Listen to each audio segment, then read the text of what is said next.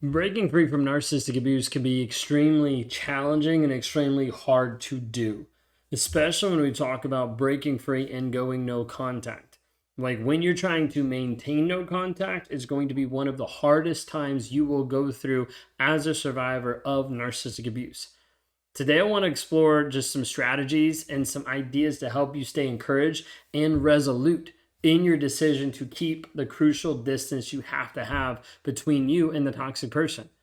I want to try to walk you through to help you have tools to prioritize your well-being and to build a life free from toxic influence. If you guys are new here, my name is Ben Taylor. I'm a self-aware narcissist on this channel to help you understand narcissistic abuse.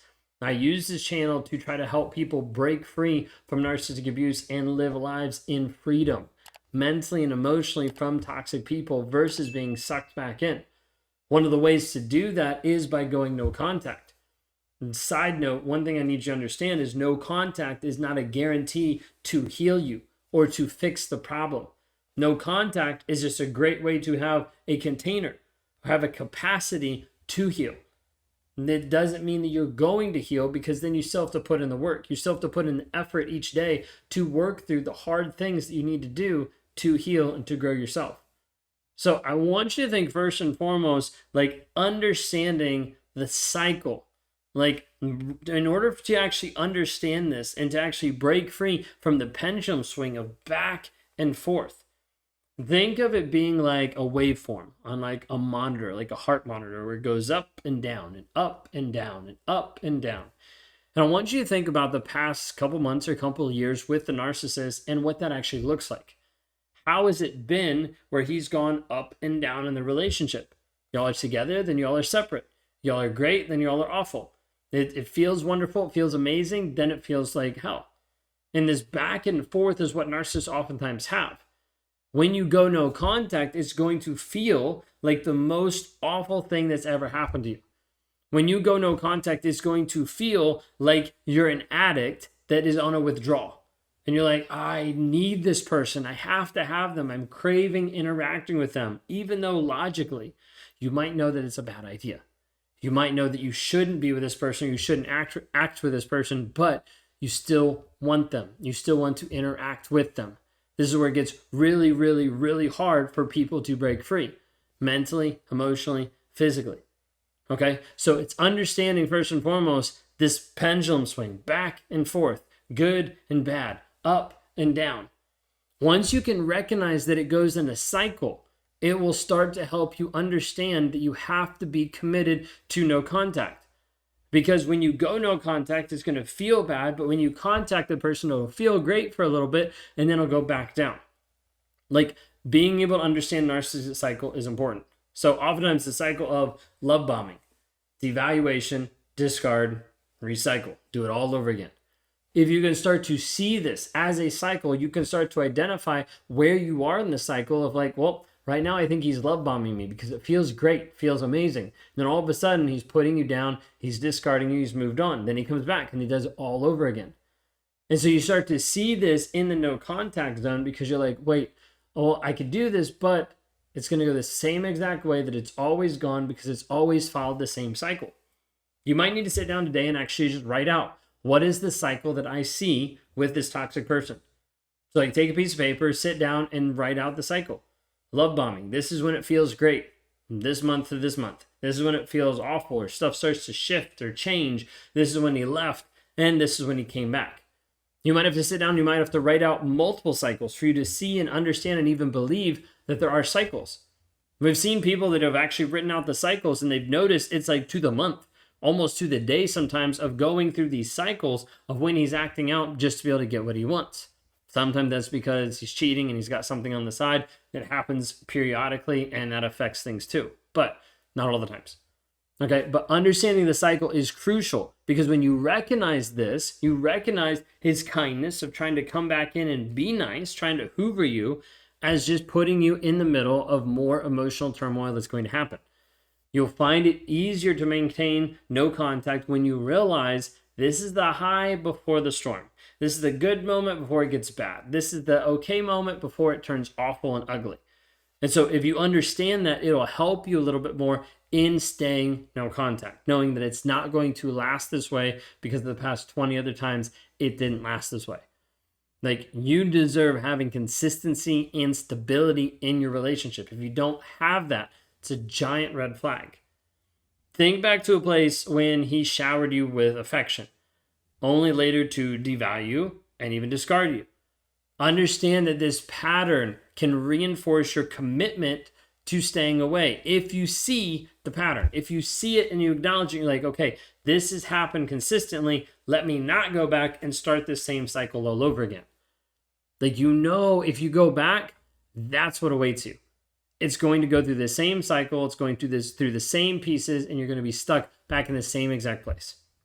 All right. So second thing that I want to point out is building this fortress of support, like being able to have a support system, people that actually understand and know what's going on.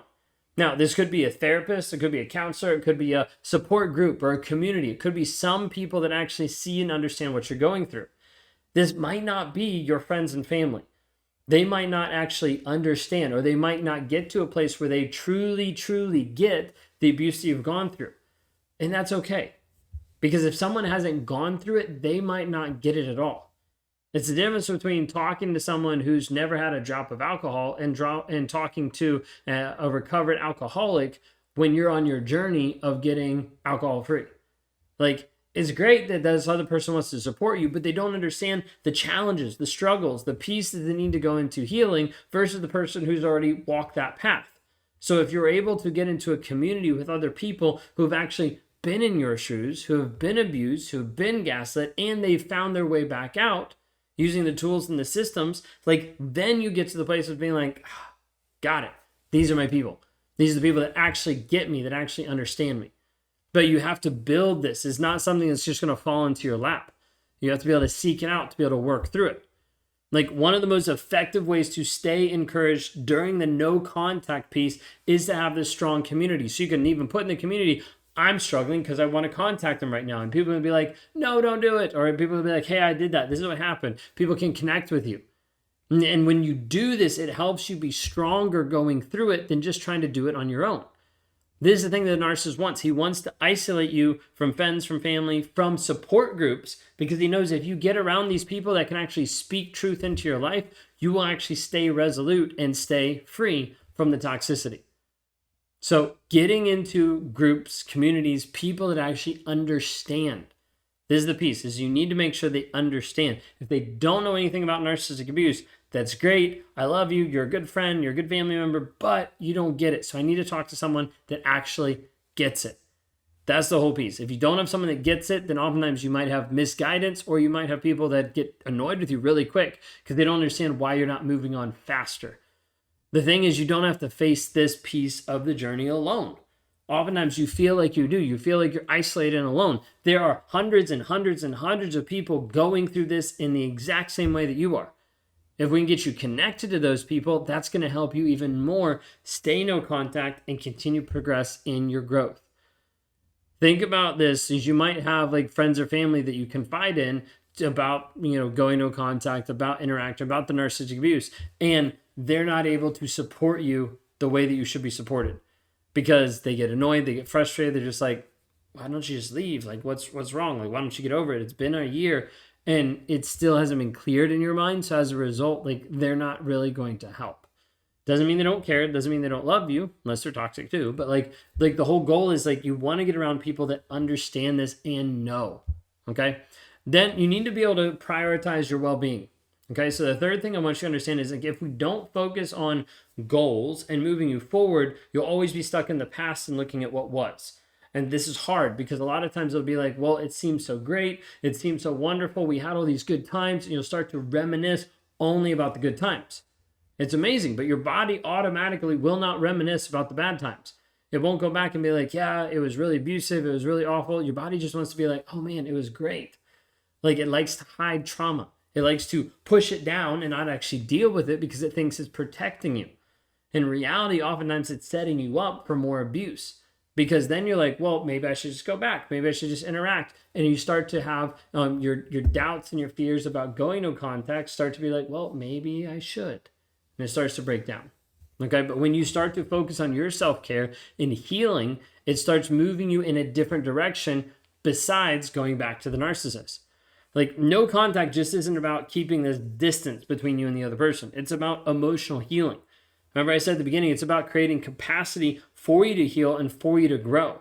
So being able to invest time into self-care, into therapy, into coaching, into counseling, or into personal development activities that are helping you move in the direction that you want to go is absolutely essential. Like, it helps you reconnect with your passions, with your interests, and to visualize a future without that toxic person in it. This is hard because you still have pieces of love and care and things like that going to this person. I get it. But the whole goal is like, we have to help you work through this process of staying strong when you go no contact. All right, one of the last things I want to leave you with, and this has been a hack that we've used multiple times, it's worked great for a lot of people, is when you want to break no contact, tell yourself in your mind, that's okay. Say for a moment, that's okay. I just have to do one thing first. What I want you to do is I want you to sit down at your kitchen table. I want you to pull out a blank sheet of paper, and I want you to write down 25 things that he did to you. How he abused you, how he gaslit you, how he lied, all those things. Write down 25 of them. Then at the bottom of the page, I want you to draw a line. Understand that if you're ready to get back and to communicate with him again, that you need to sign your name at the bottom of that page, signifying that you acknowledge and you accept all of the things written on the page to happen to you freely, and you won't be upset about it. Now, I say that as a way to kind of like put a stark reminder of the things that happened in the relationship that were so negative. When you open up that contact again, you were telling the narcissist, I accept all those things and I willfully let you bring them back into my life, because the abuse that happens when you go back will not start at the beginning. It will start at where you left off. And that will be the new baseline, and it will continue to grow and grow and grow and be worse and worse after that. If we can be of any help keeping you no contact and helping you grow through that, please reach out for help. You can go to rawmotivations.com if you want to interact with me or one of my team one-on-one, or you can go to claritychallenge.net to be able to start a process that we've systematically broken down to help you stay no contact by rewiring your mindset so that you don't open that door again, so that you keep it locked, keep it bolted for that person, and you start to actually invest in you and in your growth.